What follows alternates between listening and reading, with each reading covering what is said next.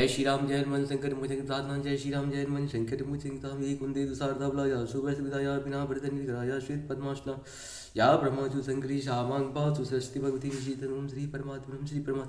जय हिंद जय भारत में सुख स्वागत है। मैं रामनीश आपसे निवेदन करता हूँ, चैनल सब्सक्राइब करें, लाइक करें, शेयर करें। सत्य के साथ, सनातन के साथ, धर्म के साथ, विचार के साथ, बुद्धि के साथ, विश्वास के साथ, परंपरा के साथ, विरासत के साथ, अपनों के साथ, राष्ट्र के साथ, दुनिया के साथ, समुद्र के साथ, जल के साथ, वायु के साथ, अग्नि के साथ, आसमान के साथ, सूर्य के साथ, चंद्रमा के साथ, पर्यावरण के साथ, मानवता के साथ हम लोग खड़े थे, खड़े हैं और खड़े रहेंगे। हम रहें या ना रहें, राष्ट्र रहनी चाहिए, हम रहें या ना रहें, सत्य रहनी चाहिए, हम रहें या ना रहें, सनातन रहनी चाहिए, हम रहें या ना रहें, धर्म रहनी चाहिए।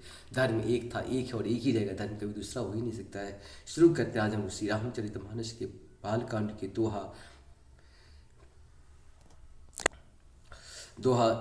340 को पूर्ण करेंगे। 340 को पूर्ण करेंगे। पहले अवधि भाषा में, बाद में इसका हिंदी अनुवाद सुनेंगे। शुरू करते हैं। सुर प्रसून बरसई हरसई करही अप्सरा गान, चले अवधपति अवधपुर मुदित बजाए निशान। मंगल भवन मंगलहारी द्रवहु सुदशरथ अजिर बिहारी, निपि करि विनय महाजन फेरे, सादर सकल मांगने टेरे। भूषण बसन बाजी गज दिन्हे, प्रेम पोषि ठाड़े सब किन्हे। बार बार बिरिदावली भासी, फिर सकल राम ही उर राशि। बहुर कौशलपति कहूँ, जनक प्रेम बस फिर सुत चाहि।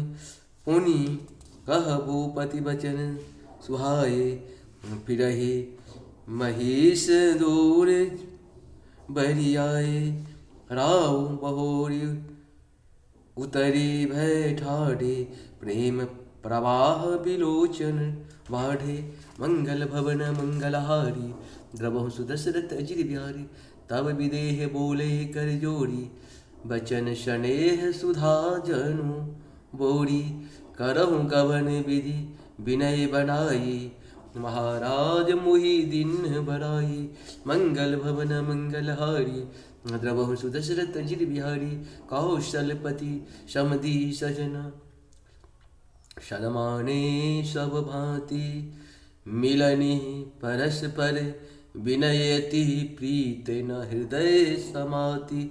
मंगल भवन मंगलहारी, द्रवहु सुदशरथ अजिर बिहारी। मुनि मुंडिलहि जनक शिरुडावा, आशीर्वाद सब ही सन पावा। सादर पुनि भेटे जामाता, रूपशील गुण निधि सब भ्राता। मंगल भवन मंगलहारी, द्रवहु सुदशरथ अजिर बिहारी।